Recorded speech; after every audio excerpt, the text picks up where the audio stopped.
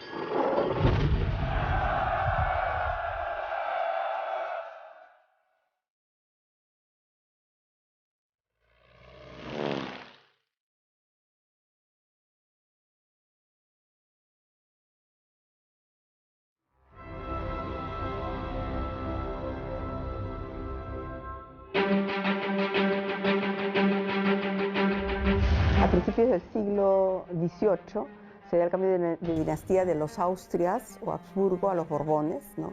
Que era en ese momento quienes gobernaban Francia, y entra Felipe V a gobernar España. Fue un conjunto de reformas impresionantes. Te diría que creo que los expertos en administración pública tendrían que estudiarla a fondo, porque por la escala geográfica y humana que comprendió, fue realmente admirable, ¿no?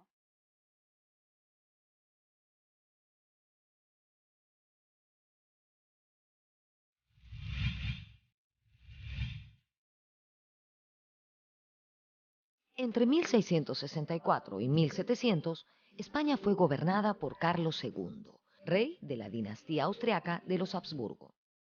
Se trataba de un monarca fatídico, débil de mente y de cuerpo. Le decían el hechizado.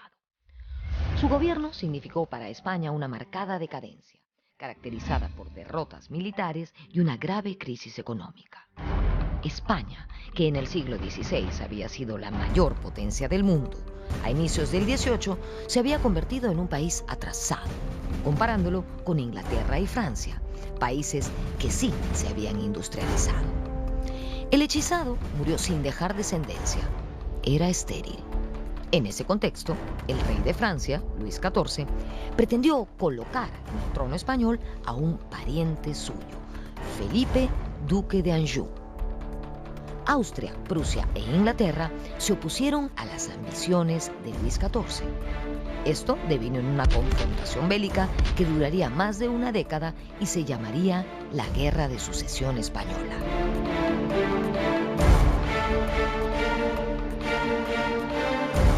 Es una guerra de dimensiones europeas. Por un lado Francia, por otro lado los austriacos, y detrás de ellos el resto de países europeos, ¿no? Alineándose. Es una guerra larga, cruenta, y termina con un pacto entre las principales potencias europeas que permite a la Francia de Luis XIV, del Rey Sol, ya en ese momento, en sus últimos años, ¿no?, lograr imponer a uno de su familia en el poder en España.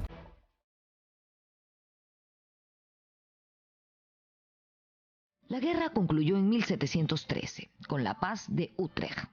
Este acuerdo otorgó ventajas comerciales a Inglaterra, país que también Le arrebató a España el Peñón de Gibraltar y algunas posesiones en Norteamérica. Asimismo, se les permitió a los navegantes ingleses transportar esclavos africanos a los dominios españoles en América. Por otro lado, Felipe de Anjou fue reconocido como rey de España y se convirtió en Felipe V. De esta manera, dejan de gobernar España los Habsburgo, dinastía originaria de Austria, e ingresan los Borbones, originarios de Francia.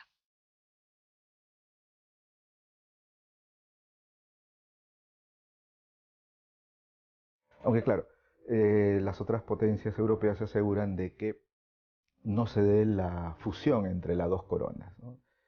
Con esa salvedad se permite de que un francés asuma el poder en España.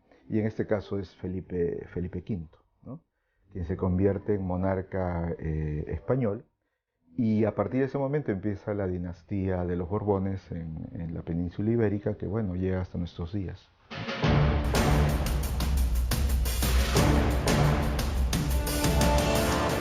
Terminada la Guerra de Sucesión en 1713, Felipe de Anjou fue investido como Felipe V y continuó siendo rey de España y sus dominios.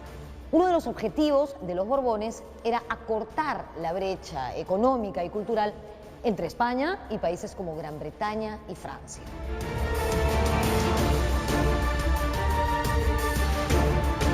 Lo que pasa con España es que se había rezagado en todo el cambio que había en términos científicos, ¿no? Y de la ilustración en Europa, ¿no? Ellos son bastante conscientes de esto y sobre todo de Carlos III, los asesores de Carlos III, ¿no? Lo aconsejan de que tiene que colocarse nuevamente España en el mapa como un imperio, ¿no? Y para ser un imperio hay que reformar la educación, hay que reformar la salud, hay que reformar la ciencia.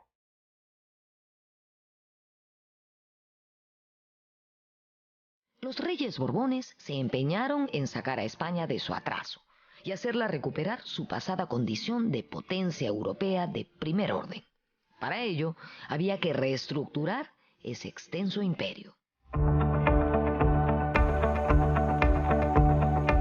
Los Borbones entran al gobierno español comenzando el siglo XVIII y tienen que enfrentar un escenario de gran atraso económico, muchos problemas políticos que tenían que ver con la decadencia del orden imperial que enfrentaba la competencia de nuevas potencias como Holanda e Inglaterra, de manera que a fin de salvaguardar su imperio tratan de volverlo más racional. Durante el reinado de El Hechizado, las exportaciones de las colonias americanas hacia España disminuyeron considerablemente. De otro lado, las élites criollas habían adquirido gran poder económico y político. Los Borbones respondieron a esta creciente autonomía americana con una serie de medidas destinadas a fortalecer y centralizar el gobierno monárquico, conseguir mayores recursos económicos y mejorar el control de las colonias. Estas importantes medidas son conocidas como las reformas borbónicas. Se iniciaron con Felipe V y continuaron con otros monarcas, como Fernando VI.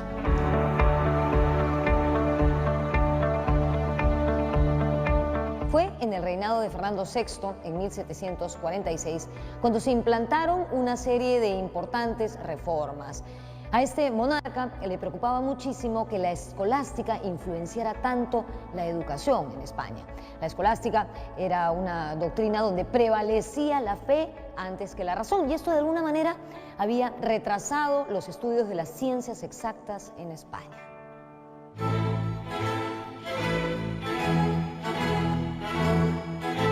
En el periodo de Felipe V, que es la primera mitad del siglo XVIII, las reformas no son tan profundas. Es como que se están tanteando los temas, ¿no? Alguna reforma en términos de, por ejemplo, lo que pueden haber en mejoramiento de ingresos para la corona, ¿no? Algo en términos de la educación, pero es realmente con Carlos III, en la segunda mitad del siglo XVIII, donde sí se da un paquete de reformas muy articulado.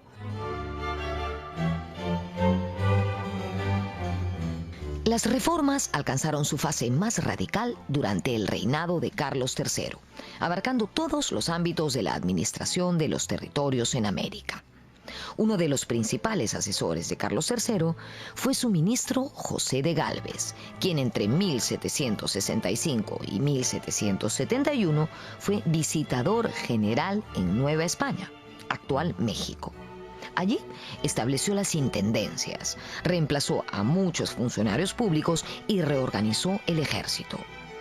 Los Borbones buscaron establecer un Estado moderno, distinto al que dirigieron los Habsburgo.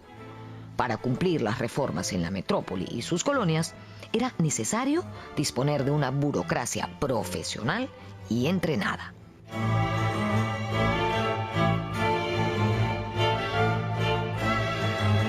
Aparece el tema de la meritocracia, ¿no? Y se dice que con los Austrias simplemente eran puestos familiares, ¿no? El padre compraba el puesto para el hijo y a su vez el hijo luego para su hijo, entonces quedaban en los círculos familiares, en las redes familiares de quienes podían pagar, ¿no? Entonces con los Borbones se trata de influir más en el tema de la meritocracia y se crean incluso centros para entrenar a los burócratas y administradores que se van a mandar, ¿no?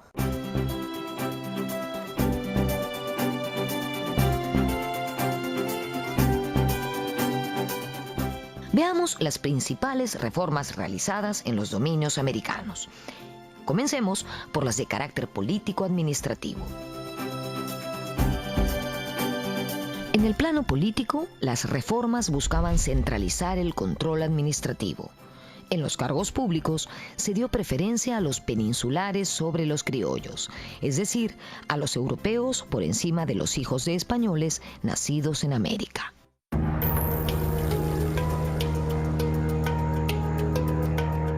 Hay un desplazamiento de los criollos que eran vistos por las autoridades peninsulares como gente liviana, digo en lo moral, ¿no? Gente corrupta o fácilmente corruptible, que atendía más sus intereses personales que los intereses del Estado. Y en ese sentido ocurrió efectivamente que se trajo personal de la península ibérica, pero que además eran rotados continuamente.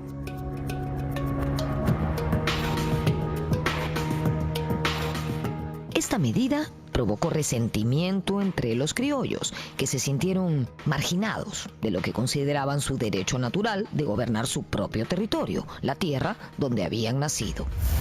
Por otro lado, una de las medidas de mayor trascendencia para América Hispana fue la creación de nuevos virreinatos y capitanías generales.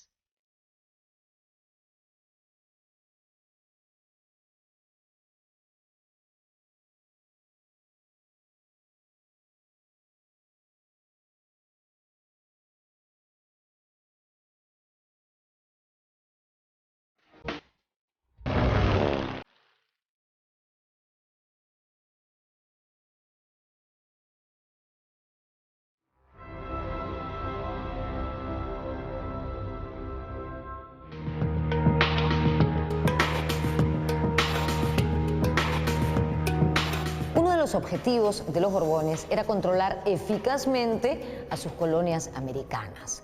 Para ello, desmembraron el extenso virreinato del Perú y crearon nuevos virreinatos y capitanías generales. ¿Cuál era la idea de esta medida? Facilitar la extracción de recursos, administrar mejor el gobierno y controlar a la población criolla.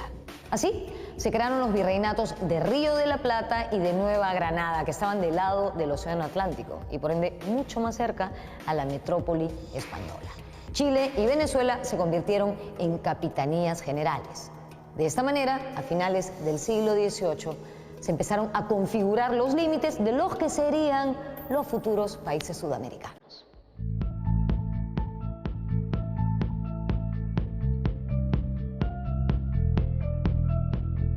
A diferencia de los virreinatos, las capitanías generales eran jurisdicciones más militarizadas. Era una función principal del capitán general mantener controlado cualquier intento de rebelión de los nativos.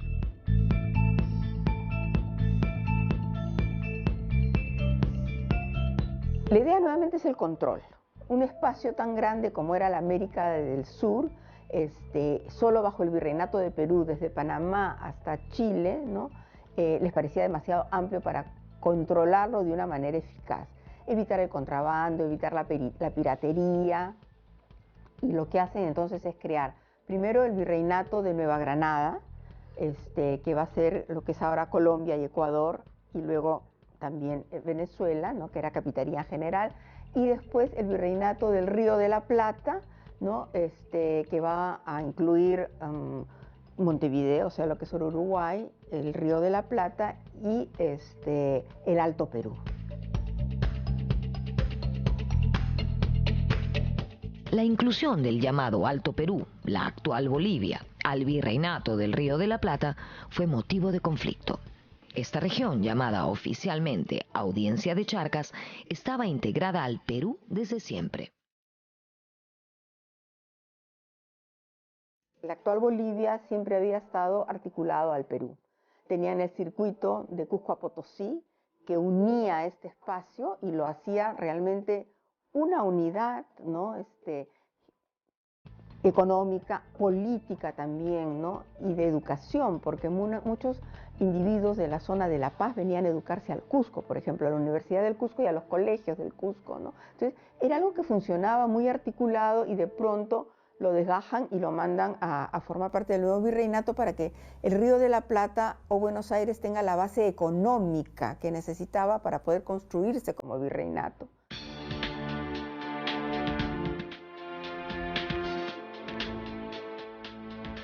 En plena guerra de la independencia americana, el Alto Perú retornó a la jurisdicción del virreinato peruano. Esta situación se mantuvo hasta el final de ese proceso, momento en el que la Audiencia de Charcas se convirtió en una nueva república, Bolivia. En el norte, Maynas y Guayaquil se incorporaron al virreinato de Nueva Granada. Más adelante, en 1802, Maynas retornó al Perú y un año después lo hizo Guayaquil. En este último caso, la corona tomó esta decisión frente a la protesta de sus comerciantes. Más tarde, en 1822, durante el proceso de la independencia y bajo la autoridad de Simón Bolívar, Guayaquil pasó a formar parte de un naciente país, la Gran Colombia.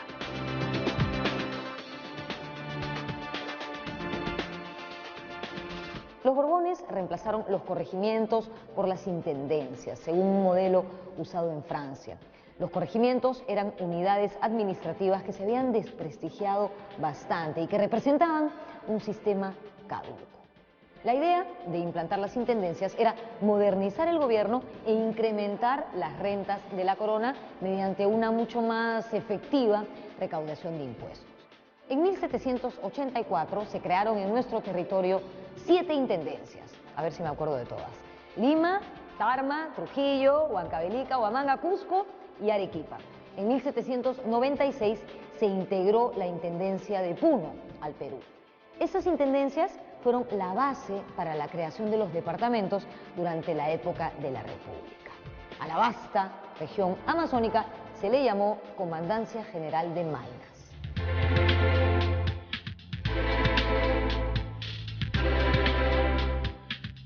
Las intendencias eran divisiones político-administrativas y fueron creadas para centralizar el poder. Estaban dirigidas por intendentes, quienes se encargaban de promover la prosperidad económica y el aumento de los ingresos fiscales. Por sus atribuciones de gobierno, justicia, guerra, economía y religión, los intendentes alcanzaron tal autonomía que en parte hacía sombra a la autoridad de los virreyes.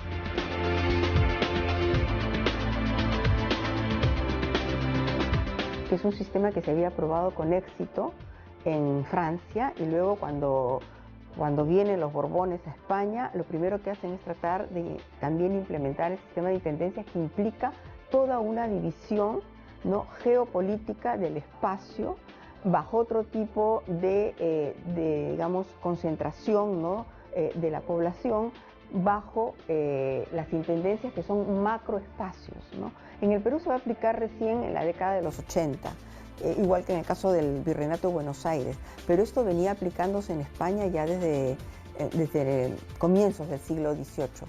o sea, con Felipe V, ¿no?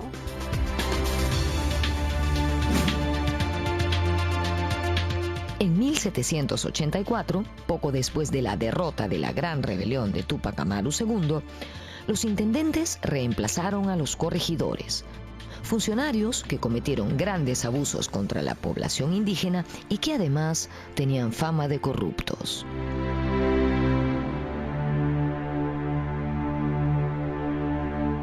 En el Perú se dice que la reforma fue precipitada por la rebelión de Túpac Amaru, que hizo ver a los virreyes los defectos del sistema de los corregimientos y la conveniencia de adelantar la reforma introduciendo a los intendentes.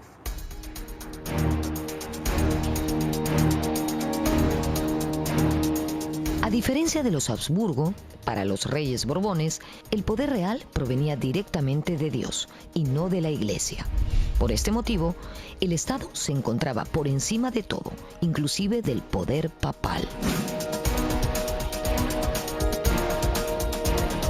No solamente el poder de los reyes le viene de Dios, sino que además entre sus privilegios de ser rey está dominar a la institución eclesiástica para procurar que toda la población sea fiel al cristianismo católico, ¿no? Entonces, bajo esta lógica, tanto Felipe V como Fernando VI y sobre todo Carlos III y Carlos IV serán monarcas muy celosos del regalismo, de lo que ellos consideran sus potestades, ¿no?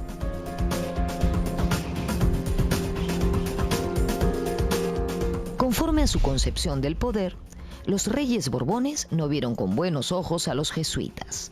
Los miembros de la Compañía de Jesús habían adquirido gran autonomía en las colonias americanas, especialmente en la Amazonía y en el Paraguay.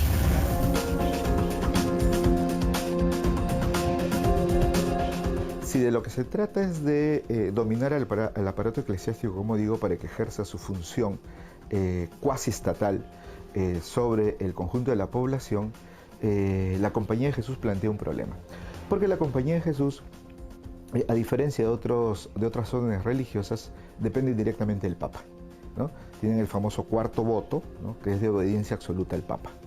Entonces, no hay una obediencia directa a la corona.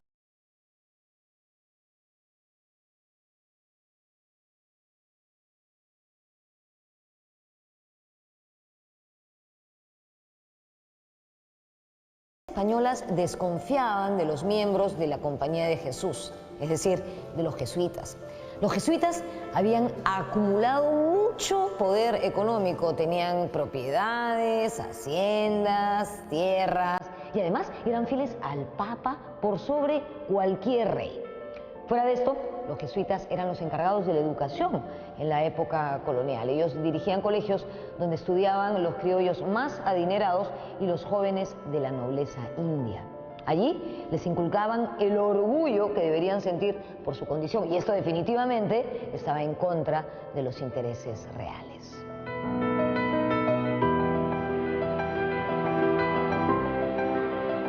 Es así que el rey Carlos III empezó a maquinar la expulsión de los jesuitas de sus dominios. Estos ya habían sido expulsados de los reinos vecinos de Portugal y Francia en 1759 y 1762 respectivamente. El Estado español trata de desarmar a las instancias rivales y una de ellas era la Iglesia. Algunas de las órdenes religiosas funcionaban casi como órdenes militares, y es el caso de los jesuitas, que tenían una jerarquía muy rígida, una disciplina espartana, vamos a decirlo así, un personal de mucha calidad, entregado a sus labores pastorales, y los virreyes parece que vieron en los jesuitas como un poder paralelo que desafiaba el poder político que ellos tenían.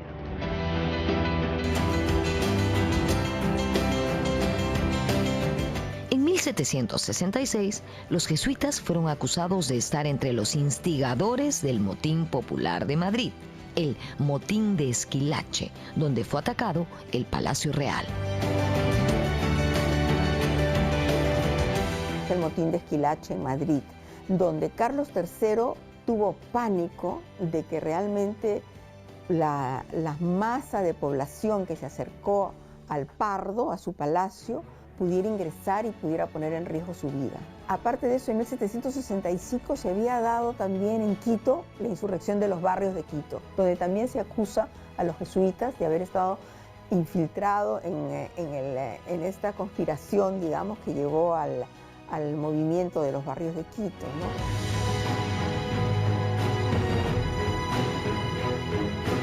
Finalmente, en 1767, Carlos III decretó la expulsión de los jesuitas de España y sus dominios. Virreyes y otras autoridades americanas son notificadas de manera secreta para que procedan al mismo tiempo, ¿no?, a la expulsión de la Compañía de Jesús en diversos espacios. Ocurre que la Compañía de Jesús pues era una orden religiosa muy poderosa en los espacios americanos. Para evitar desórdenes y oposiciones como los ocurridos en la colonia portuguesa de Brasil, la medida se mantuvo secreta hasta el último momento. En Brasil, por ejemplo, cuando se dio el decreto de expulsión, sectores sociales, poblaciones, en los lugares donde estaban los jesuitas, pues hicieron revueltas, motines, etc. Entonces no, se quería evitar eso, ¿no? Entonces, el virrey Amat recibe las instrucciones secretas para que en el mes de septiembre de 1767, el decreto había sido en el verano, pueda actuar sobre la Compañía de Jesús en el Perú.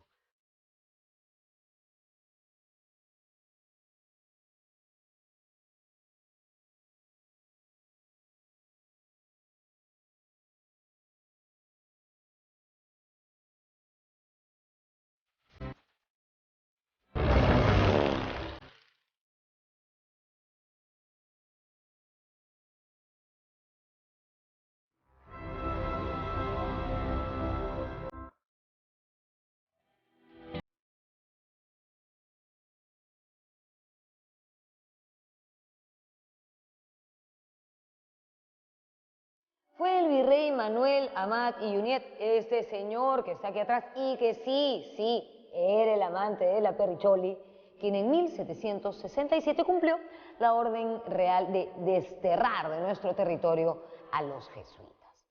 Las propiedades que sostenían, que no eran pocas, pasaron a ser propiedad del Estado. A los miembros de la Compañía de Jesús desterrados, entre los que se encontraban muchos criollos americanos como Juan Pablo Vizcardo y Guzmán, por ejemplo, solo se les permitió llevar su ropa y su dinero particular.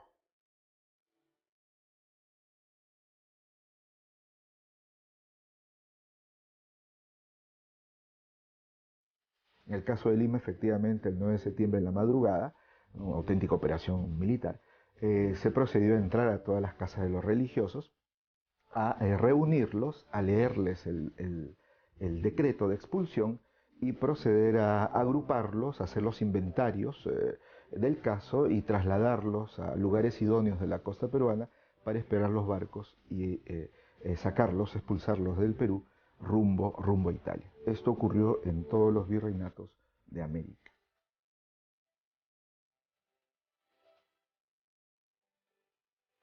Desde su destierro en Inglaterra, el jesuita arequipeño Juan Pablo Vizcardo y Guzmán se convirtió en un crítico acérrimo del gobierno español. En el Perú, las valiosas propiedades de los jesuitas fueron administradas por una entidad llamada Junta de Temporalidades.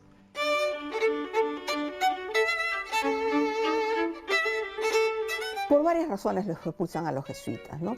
Quieren cambiar todo el sistema educativo, y el sistema educativo lo controlan los jesuitas, tanto en España como en sus colonias, ¿no? O sea, los principales colegios para criollos y para la élite indígena están en manos de los jesuitas, ¿no? Las propiedades, ¿no? Tienen las mejores propiedades porque las administran muy bien y además las modernizan. Entonces, tienen las mejores obrajes, tienen los mejores ingenios azucareros, y el problema es que no pagan impuestos.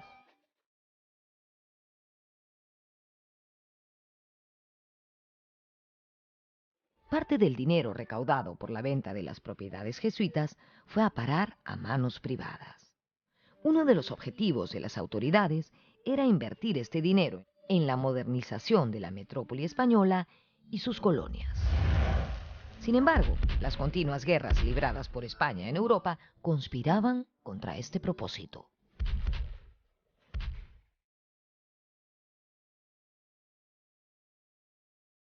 Ahora, el proyecto es interesante, pero lo que va a faltar son fondos económicos porque no solamente no son recaudados lo suficiente que se necesita, sino que van a entrar en guerra, ¿no? Van a entrar en guerra con Inglaterra, van a entrar en guerra con Francia y eso desgasta la economía.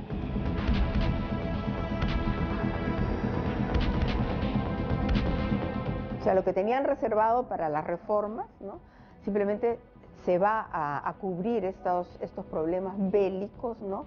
Que parece que fueran como una provocación para evitar que España se convirtiera nuevamente en el gran imperio que había sido, por ejemplo, con Felipe II, ¿no?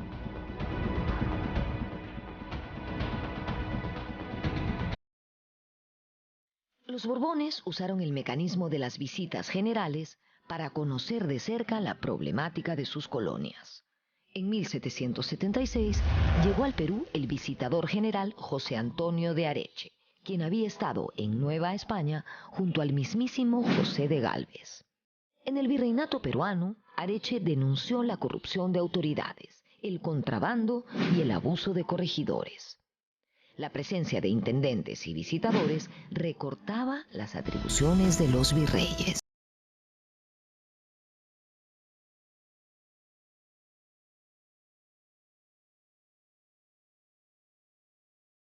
Referentes al fomento de las ciencias, los Borbones propiciaron la llegada de expediciones científicas. Entre 1735 y 1744 estuvieron en América los franceses Charles-Marie La Condamine y Luis Godin, y los españoles Jorge Juan y Antonio de Ulloa, calculando la forma exacta de la Tierra. Entre 1778 y 1787, los botánicos españoles Hipólito Ruiz y José Pavón estudiaron la flora del Perú y de Chile.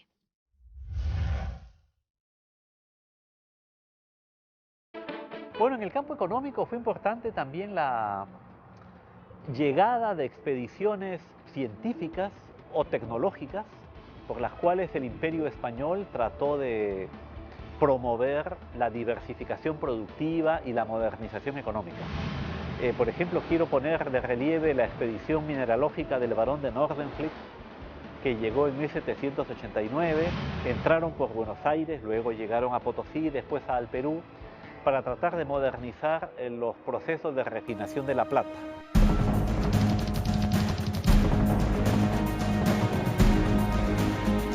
Las continuas guerras con potencias europeas y los ataques de corsarios y piratas hicieron imprescindible la reorganización y el refuerzo de las defensas en América. Y esto llevó a que tuvieran que fortificar todas las costas de su imperio. De ahí es que aparecen estos fuertes militares que existen hasta el día de hoy, como el Real Felipe, pero se hacen otros en La Habana, pues en Cartagena, en Acapulco, en Veracruz. Construir esta cadena de fuertes implicaba un gran costo. Para sufragarlo hubo que hacer reformas fiscales, comerciales, que permitieran que el imperio se integre económicamente más.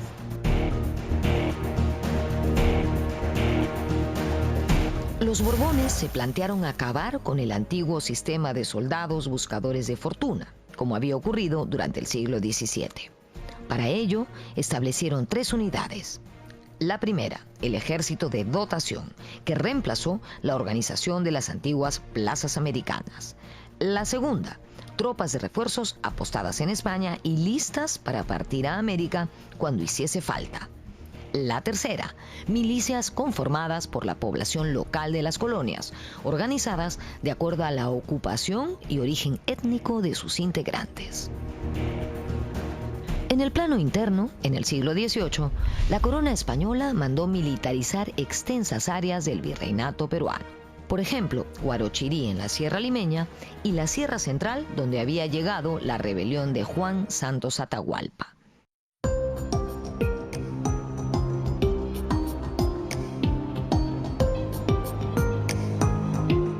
Las reformas comerciales se orientaron a la apertura de nuevos puertos en España y América, autorizados para el intercambio intercontinental con otras naciones europeas. El Estado español estaba asediado por la competencia de otros imperios, como he mencionado antes, y una forma de bajar la tensión a esta competencia fue permitir que mercadería de otros imperios pudiera ser desembarcada en puertos del Imperio español. Ya desde el Tratado de Utrecht en 1713, Inglaterra consiguió que un barco suyo pudiese vender mercadería en Hispanoamérica. Esta concesión era conocida como el navío de permiso. Años después, en 1740, se dispusieron los navíos de registro, que consistían en conceder un permiso especial a los armadores que lo solicitasen a fin de que sus naves ejercieran por cuenta propia el comercio con las colonias de ultramar. Asimismo, varios puertos en España y América fueron autorizados para importar y exportar mercaderías. En España, la Casa de Contratación, encargada de administrar el monopolio comercial con las colonias, se trasladó de Sevilla a Cádiz. Era el fin del eje monopólico entre Sevilla y el Callao.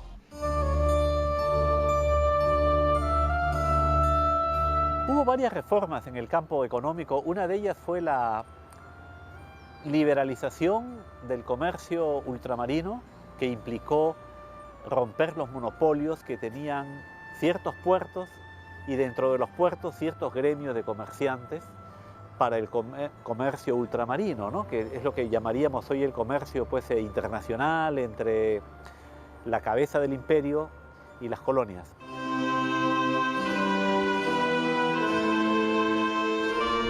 A fines del siglo XVIII se permitió la navegación por el Cabo de Hornos. Esto significó un duro revés para los comerciantes de Lima y el Callao. Antes todo el comercio se hacía desde el Caribe hacia la zona, digamos, de tierra firme. Por tierra firme pasaban las mercaderías hacia el Pacífico y el Pacífico estaba la Armada del Sur, que llegaban las mercaderías al Callao.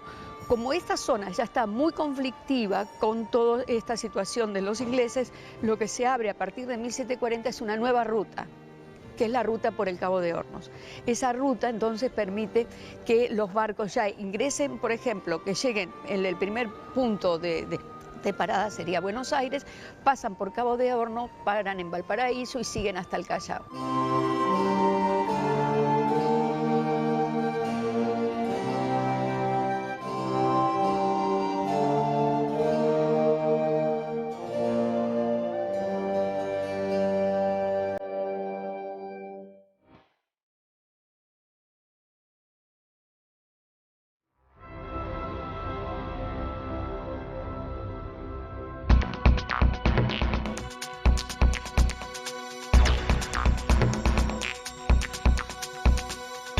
En 1778, el rey Carlos III, monarca que impulsó las reformas borbónicas más significativas, ordenó liberar el comercio entre España y sus colonias. Hasta entonces existía un monopolio entre Sevilla y el Callao que había durado 2 siglos y había enriquecido, ya se imaginarán, tremendamente a los comerciantes limeños.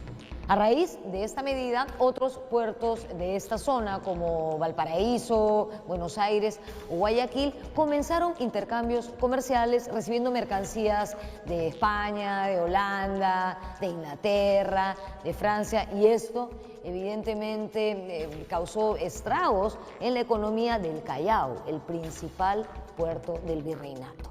Quien ejecutó esta medida fue el virrey Manuel de Guiriot.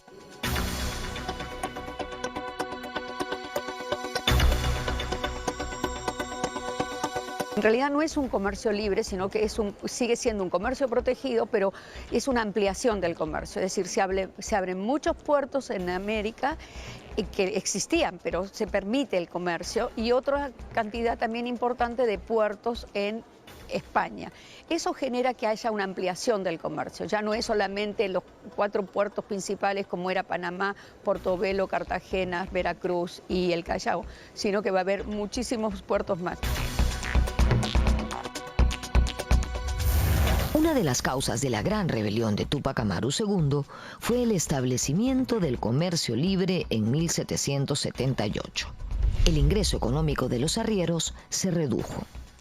Asimismo, los españoles y criollos perdieron el monopolio comercial y para compensar sus ingresos expoliaron más a los campesinos.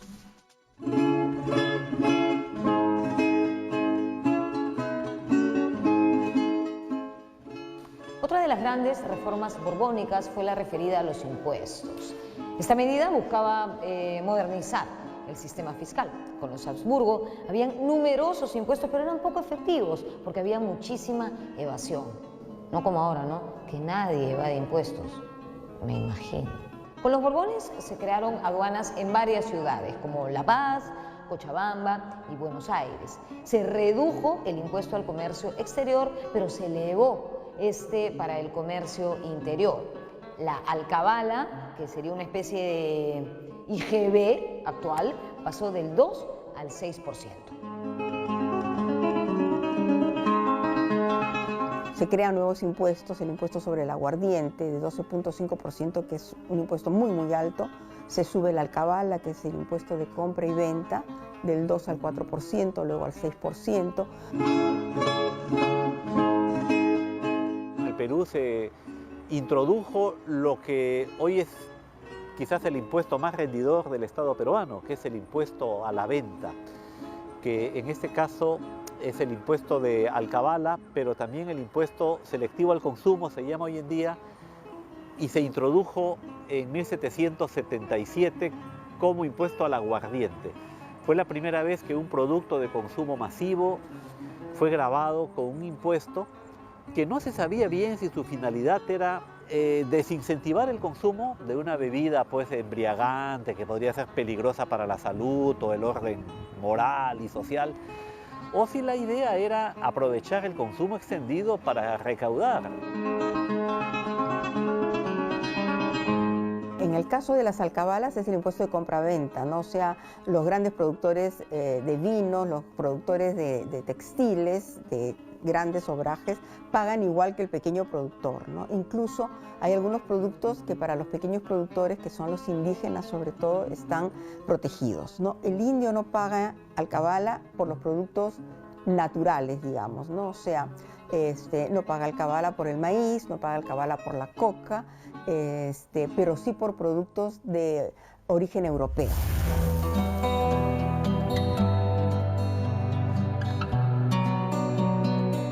Lo cierto es que a lo largo del siglo XVIII se dio una mejora sustancial en el sistema fiscal de las colonias americanas.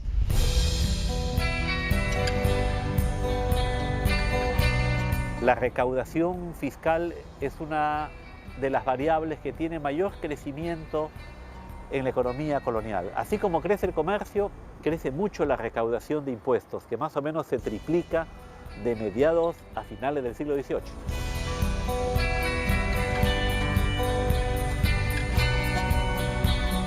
Los Borbones también incrementaron la mita minera y obrajera, afectando a las comunidades de indios y a los curacas. Esta mita era el impuesto que los indios pagaban trabajando en minas o empresas asociadas a lo textil.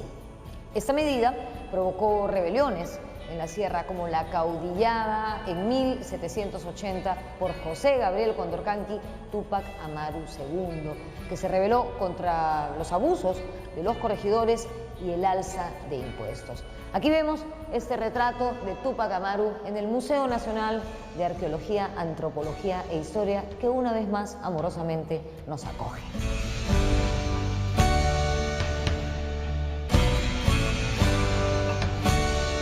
Hay un proyecto de que tributen también los mestizos, los mulatos y los zambos, ¿no? Que no llegue a implementarse porque la gran rebelión de alguna manera le pone un pare a esta implementación, ¿no?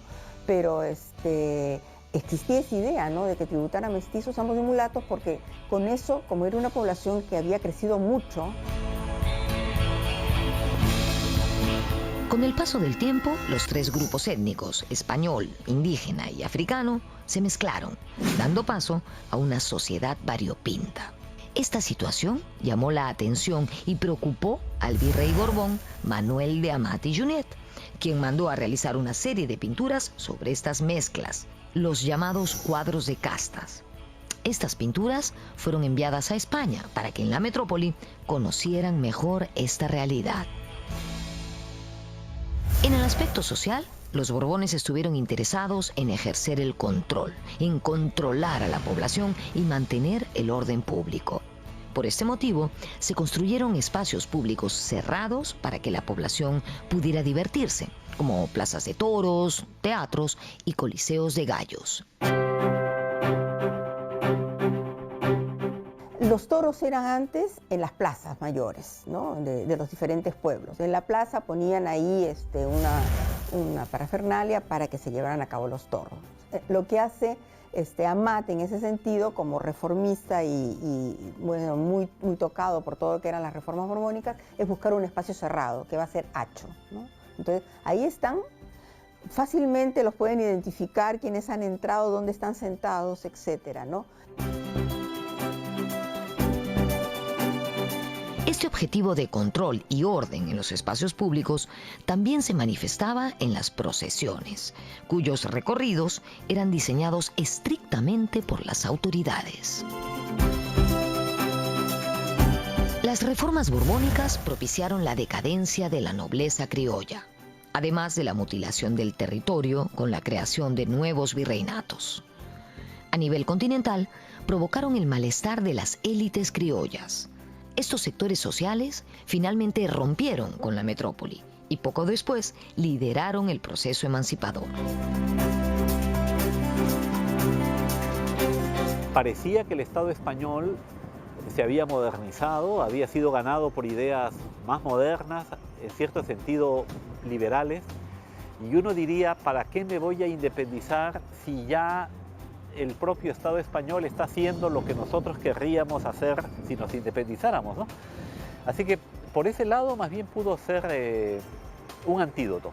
Pero por otro fue un acompañante o precipitante, porque al promover cierta apertura, que llegaran productos británicos, y tú sabes que con los productos también llegan ideas, modas políticas, entonces hicieron ver a los criollos americanos que había otras formas de gobierno, que había países donde la economía se organizaba de forma más eficiente. No olvidemos que una de las medidas de los Borbones fue desplazar a los criollos de los cargos públicos en beneficio de funcionarios peninsulares. Fuera de ello, la carga fiscal aumentó y esto generó descontento en la población americana, además de un sentimiento de expolio, porque se sentían maltratados por la metrópoli europea. A finales del siglo XVIII e inicios del XIX, Inglaterra se afianzaba como la reina de los mares y la primera potencia mundial con extensas colonias en varios continentes. En Gran Bretaña se reafirmaba la monarquía constitucional y la revolución industrial, mientras que Francia era sacudida violentamente por la revolución que ejecutó al rey Borbón Luis XVI en 1793. Por su parte, España, si bien había avanzado con las reformas borbónicas, siguió siendo una potencia de tercer orden en Europa, gobernada por un régimen despótico y absolutista. Hacia 1824, las colonias españolas en América, salvo algunas islas del Caribe, alcanzarían su independencia.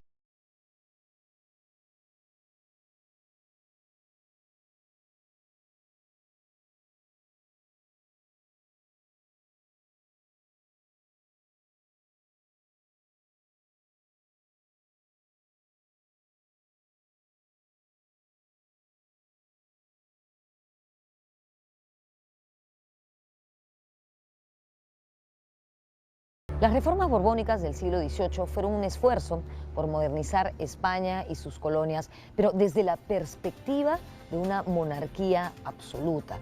Los Borbones buscaron reforzar el poder de los peninsulares, es decir, de los españoles que vivían en esta zona del mundo, en desmedro de los criollos que poco a poco se fueron alejando de la madre patria.